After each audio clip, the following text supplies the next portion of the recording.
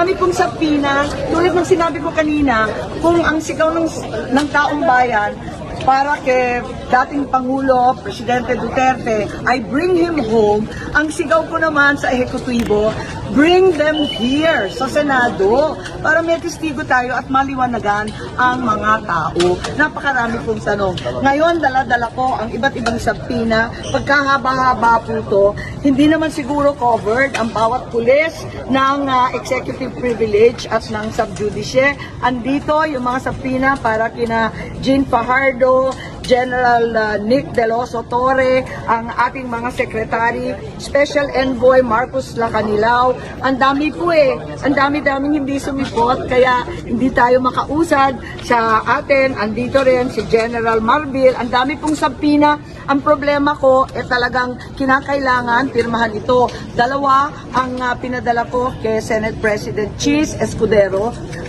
Pero, nung Lunes pa, inaantay ko, hindi pa lumalabas. Ngayon, magpapadala ako muli. Sana naman pirmahan at lumabas na itong sabina. Sa punong balitaan, nilinaw ni Escudero na hangga't wala pang rekomendasyon mula sa legal team ng Senado ay hindi niya muna lalagdaan ng panibagong sabina. Iginit ni Escudero na mas mabuting maging maingat at huwag padalos-dalos upang hindi makalikha ng gulot mauwi sa constitutional crisis ang anumang magiging hakbang ng Senado. Dagdag ng senador, hindi dapat kumilos agad-agad ang Senado sa kagustuhan lamang ng isa o dalawang miyembro ng Senado na dapat na masusing pag-aralan upang hindi maging dahilan ng pagkakawatak-watak ng sambayanan. Paglilinaw pa ng senador, hindi niya pahawak ang panibagong sabina. Una nang ipinag-utos ni Escudero na aralin muna ng Senate Legal Team ang dalawang naunang sabina ng komite ni Marcos na pinay-issue laban kina Philippine Air Force Commanding General Lieutenant General Arthur Cordura at National Prosecution Service Prosecutor General Richard Anthony Fadulion.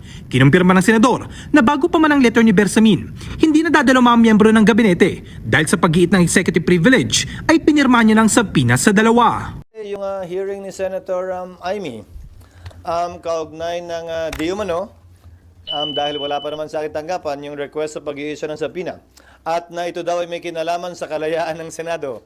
Nais kong sabihin, ang pagiging malaya ng Senado ay hindi pinapatunayan sa kada isang insidente kaugnay ng kagustuhan ng isang miyembro. Ito'y mababakas, makikita at mapapatunayan sa direksyong tinatahak ng aming institusyon. Nasabi ko na kanina at alam na rin niya yun, na dahil sa pag-invoke ng executive privilege na sang-ayon sa mga naging desisyon ng Korte Suprema, ay minabuti ko na ito'y i-refer sa legal ng Senado para sa gayon ay matiyak na ang aming gagawing hakbang ay hindi makakadagdag ng gulo at hindi maglilikha ng constitutional crisis. Dahil sa dulo, anumang compulsory process na i-issue ng Senado na hindi kayang ipatupad ng Office of the Sergeant at Arms, siyempre hihiling ng tulong yan sa tanggapan ng Philippine National Police. Paano mo ipapatupad yon kung hindi sumasang-ayon ng executive doon? Yan ang simulain at bahagi ng tinatawag nating constitutional crisis na hindi ko papayagang mangyari o makadagdag pa sa kasalukuyang mga problemang kinakaharap ng ating bansa. Tinanong niyo ako kanina, sang-ayon ba sa pagkakaroon ng pagkakaunawaan o mas pagkakahiwa-hiwalay natin ang pagdinig na ito? Tingin ko yung pagdinig hindi. Pero kung gagawin namin itong hakbang na ito nang hindi pinag-aaralan ng lubusan, marahil ay hindi ito makakatulong sa pagkakaisa natin at dadagdag sa posibilidad na magkawatak-watak tayo lalo. Iintayin ko muna yung legal, pero ayokong inaakusahan ng Senado na hindi nagiging patas, depende kung pipirma o hindi. Hindi nakabase yun doon. Gagawin ko pa rin palagi kung anong tama at naaayon sa batas at hindi kung ano ang pangangailangan o kagustuhan ng isa o ilang miyembro. So wala pa rin, sir, recommendation yung legal? Wala pa, nag-lunch ako tapos dumiretso na ako dito, hindi ko pa nakikita. So kung sakali mag-request Senator Amy para doon sa panibago na sabina, hindi niyo yun actionan hanggat walang Hanggang wala recommendation? pang rekomendasyon yung legal dahil nasa parehong sitwasyon yun. Mhm. So hindi na ba maiwasan na madala pa ito sa Korte Suprema, sir? Pag-uusapan din. Ulitin ko, lahat ng mga naging question kaugnay sa executive privilege ay nagdulot lamang ng mas malawak na kapangyarihan at amplification sa parte ng executive laban sa kapangyarihan ng Kongreso. So isang konsiderasyon nyo na dapat naming tingnan at suriin. Siyempre palagi may pag-asang mababaliktad yon, pero may pagkakataon at tsansa rin na lalong mapaigting yon. So isa sa mga konsiderasyon nyo na aming titimbangin. Sir, ano yung situation ngayon? Parang may, ano ba to? Confrontation between the executive and the Senate? Wala. Kaya nga yun ang iniiwasan ko eh. Kasi klaro naman yung batas kaugnay ng executive privilege. Pero imbis na mag-abogado nga ako sa sarili ko, nirefer ko na sa mga ibang abogado pa para hindi masabing sarili kong opinion lamang ito. So sir, the mere fact na may panibagong pinapasabina, dapat bang bilisan na ng legal team ninyo yung recommendation? Hindi. Anumang bagay na minadali mo, baka sa dulo mas masama ang kalabasan. Gawin nila ng tama ang kanilang trabaho na ayon sa kompletong pag-aaral at research. Yun ang mas importante sa akin. Sabi kanina sir ni Senator Ronald Bato de la Rosa, hindi pagrespeto doon sa doktrina ng checks and balance, yung hindi pagrespeto daw ng mga taga-executives doon sa... Yan ang eksaktong sinabi namin sa kaso ni Ermita at sa kaso ni Neri. Ang kinatigan ng Korte Suprema ay ang executive branch. At binigyang pagpapahalaga at timbang yung executive privilege na kapangyarihan daw ng executive branch. Hindi naman porkit hindi tayo sang-ayon ay ibig sabihin mali na yon. Lalo na kung may desisyon at batas na nagsasabing yon ang tama sa ngayon at sa kasalukuyan. Sir, for the record po, yung request for subpoena ay nasa inyo na? Wala pa. Pero may idea na po kayo Kasi kung ilan napanood ko kanina sa hearing, ganun kakapal eh. At nasa sa akin na raw. Wag naman ganun. Akala ko nga papadala na agad eh. Wala pa naman. Hindi pa yata niya nasa-signan din eh. Sir, sorry, isang question ako. Nasa building na ba tayo ngayon o wala pa? Pwede naman, sir. Sige po, yung po muna. Wag na. Yes, ma'am. Sir, sabi lang po kasi ni Rep. Robes, gusto niyang sumulat sa Robes. sa presidente na i-certify as urgent daw po yung anti-road rage bill given yung mga recent incidents. And susulat din daw po siya dito kung merong counterpart. Meron po bang counterpart bill dito? And would Hindi you ko- support certifying it as urgent? Hindi ko alam kung may counterpart dito at hindi ko alam kung anong laman ng anti-road rage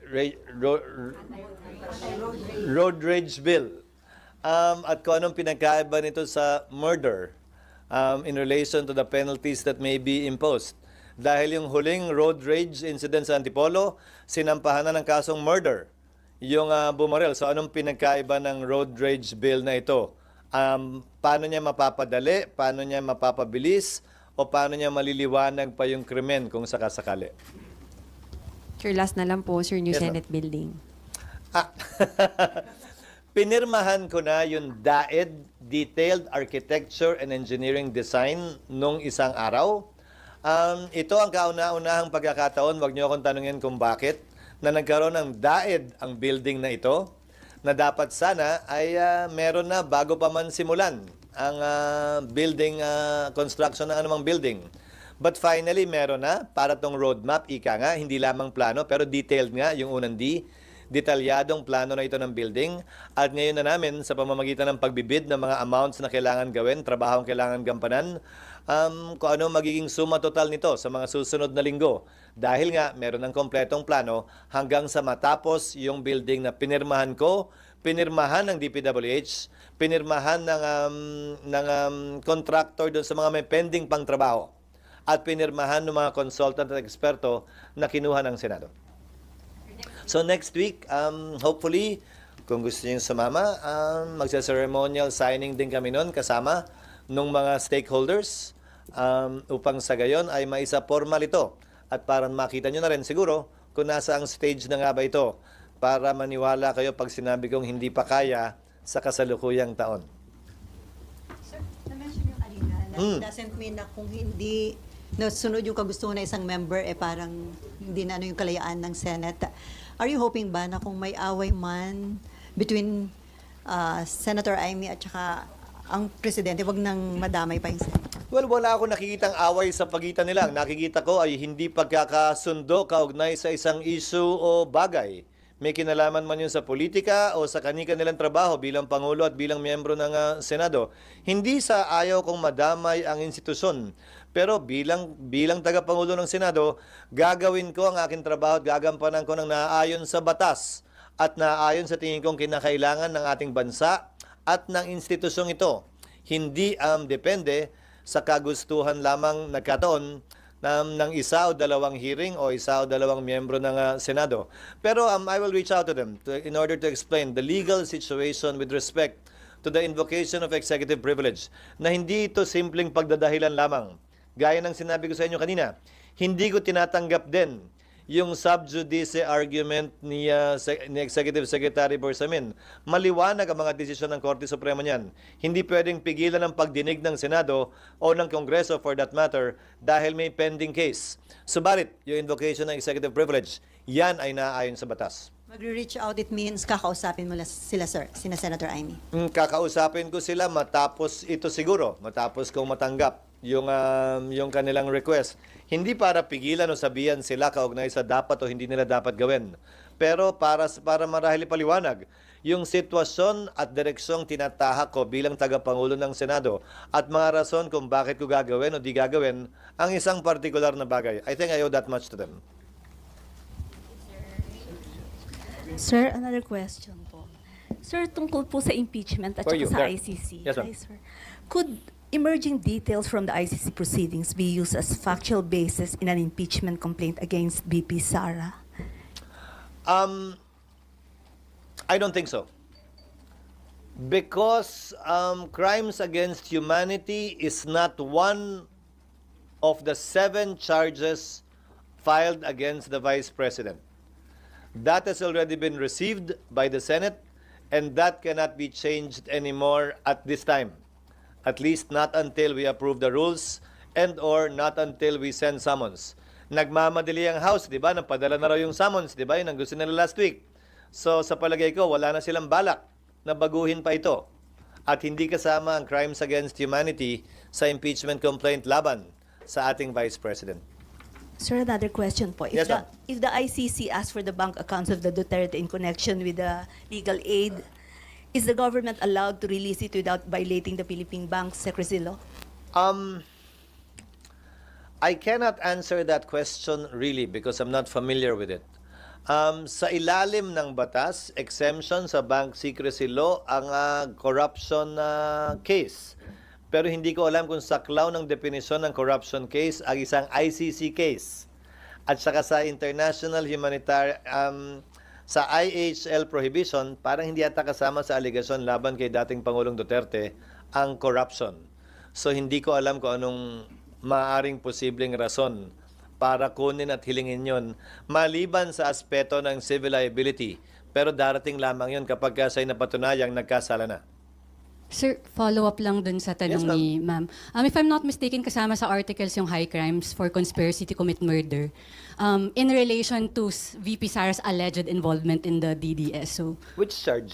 sa articles of impeachment, sir, Which one yan? I think 5 or something like that. Nasa baba po, Alam high ko crimes in-allege for... nila yung other high crimes. I believe kasama po na yung alleged involvement daw sa DDS. Ah, really? Kasi hindi ko pa nga nababasa eh. Nasa So- rules pa lang kami kasi. So, Actually, sir, nabasa ko na, hindi pa lang ganun kalalim pa. I don't know. Again, this case is totally different from that one. This is a case against the former president that's pending with ICC. So I don't see any reason how or why any evidence presented there would be relevant as against the vice president unless she herself would be one of the respondents in that case.